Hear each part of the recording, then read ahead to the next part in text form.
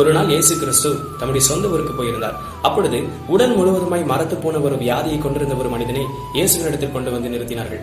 அவர்கள் இயேசுவை பார்த்து, ஐயா, இவன் உடல் முழுவதுமாய் மரத்து போய்விட்டது, இவனால் சரியான நிலையில் இருக்க முடியவில்லை, இந்த வியாதி இவனை தினந்தோறும் அலைக்கழித்துக் கொண்டிருக்கிறது என்று சொல்லி இயேசுவினிடத்தில் கேட்டுக்கொண்டார்கள். ஆனால் இவனை உம்மால் சுகமாக்க முடியும் என்ற விசுவாசத்தோடு இங்கே வந்திருக்கிறோம் என்று சொன்னார்கள். இயேசு கிறிஸ்து அவர்களுடைய விசுவாசத்தை கண்டு படுக்கையில் வியாதியை படுத்திருக்கிறவனை பார்த்து, மகனே, உன் பாவங்கள் உனக்கு மன்னிக்கப்பட்டது என்று சொன்னார். அப்பொழுது அருகே இருந்தவர்கள் அவரை பார்த்து, பாவத்தை மன்னிக்கிறதற்கு இவர் யார் என்று சொல்லி தங்களுடைய இருதயங்களில் சிந்தித்துக் கொண்டிருந்தார்கள்.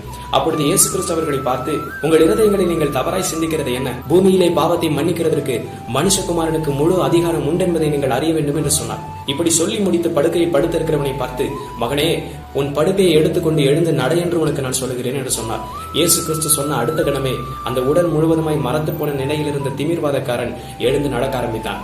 என் அன்பு சகோதர சகோதரிகளே, இந்த உலகம் உங்களை பார்த்து, நீ செய்கிறதற்குத்தான் அனுபவிக்கிறாய், கொஞ்ச நஞ்ச பாவமா செய்திருக்கிறாய், அநேக பாவங்கள் நீ செய்ததினால் உனக்கு இந்த தண்டனை கிடைத்திருக்கிறது, உனக்கு இந்த வலி வந்திருக்கிறது, உனக்கு இந்த வியாதி வந்திருக்கிறது என்று சொல்லி உங்களை தினந்தோறும் குற்றப்படுத்திக் கொண்டிருக்கலாம்.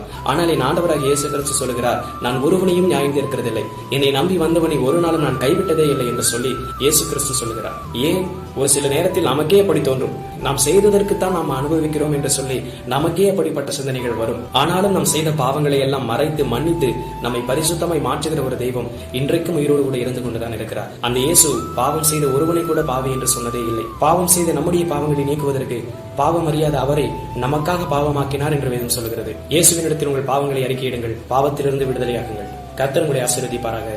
ஆமென்.